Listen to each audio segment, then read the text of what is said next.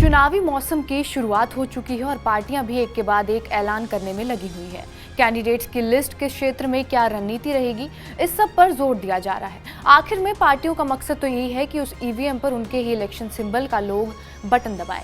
लेकिन क्या देश में बड़ी बड़ी पार्टियों का चुनावी चिन्ह वही था जो अब है?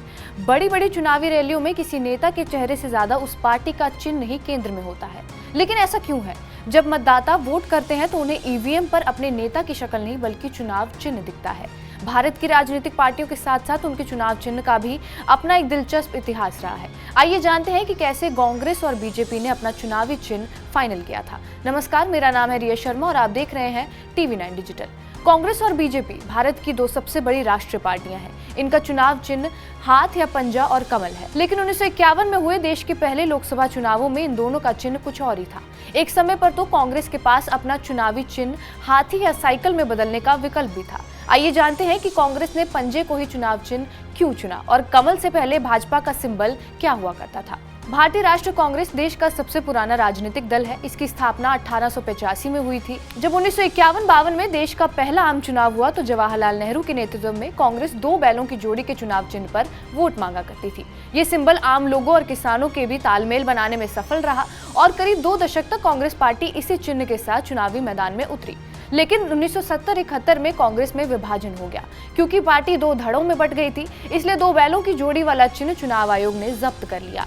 कामराज के नेतृत्व वाली पुरानी कांग्रेस को तिरंगे में चरखा देकर और इंदिरा गांधी के नेतृत्व वाली नई कांग्रेस पार्टी को गाय और बछड़े का चिन्ह देकर विवाद का निपटारा कर दिया गया। हालांकि एक दशक के अंदर ही कांग्रेस पार्टी में चिन्ह पर फिर से विवाद छिड़ गया था। साल 1977 में आपातकाल खत्म होने के बाद इंदिरा गांधी के कांग्रेस की लोकप्रियता में काफी गिरावट आई। इसी दौर में चुनाव आयोग ने गाय और बछड़े के चिन्ह को भी जब्त कर लिया।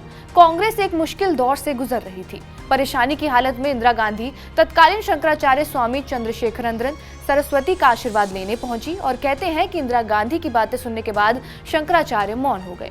कुछ देर बाद उन्होंने अपना दाहिना हाथ उठाकर आशीर्वाद दिया और कांग्रेस के वर्तमान चुनाव चिन्ह की कहानी यहीं से शुरू हो गई। 1979 में कांग्रेस के एक और विभाजन के बाद इंदिरा गांधी ने कांग्रेस आई की स्थापना की थी। उन्होंने बूटा सिंह को चुनाव सिंबल फाइनल कराने के लिए चुनाव आयोग के कार्यालय भेजा। वहां चुनाव आयोग ने कांग्रेस आई के चुनाव चिन्ह के रूप में हाथी, साइकिल और खुली हथेली का विकल्प दिया। इंदिरा गांधी ने पार्टी नेता RK राजारत्नम के कहने और शंकराचार्य के आशीर्वाद वाले विचार को ध्यान में रखते हुए पंजे को ही चुनाव चिन्ह बनाने का निर्णय ले लिया। नए चुनाव चिन्ह के साथ चुनावों में कांग्रेस को बड़ी जीत हासिल हुई। इसे चिन्ह को पार्टी के लिए गुड लक समझा जाने लगा और तब से लेकर अब तक कांग्रेस पार्टी के उम्मीदवार इसी चिन्ह के साथ चुनावी मैदान में उतरते आए हैं। ये दिलचस्प बात है कि इंदिरा गांधी की कांग्रेस को दिए गए बाकी दो विकल्प आगे चलकर बड़ी बड़ी पार्टियों के चिन्ह बने। करिश्माई लोकप्रिय नेता कांशीराम ने 1984 में बसपा यानी बहुजन समाज पार्टी का गठन किया और हाथी को राजनीतिक प्रतीक बनाया।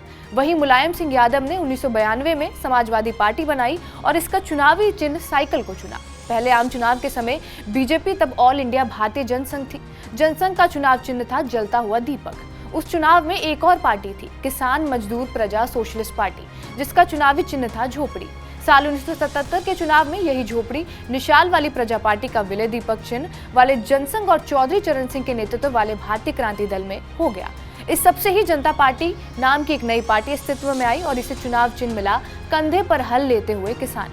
हालांकि ये संगठन ज्यादा समय तक नहीं चल सका और 1980 में ही जनता पार्टी के बिखरने के बाद जनसंघ के नेताओं ने भारतीय जनता पार्टी का गठन किया, जिसे चुनाव चिन्ह मिला कमल का फूल। चौधरी चरण सिंह की अगुवाई वाली लोकदल को खेत जोतता हुआ किसान चुनाव चिन्ह मिला था। बहरहाल आपका इस वीडियो पर क्या कुछ कहना है हमें कमेंट बॉक्स में जरूर बताएं।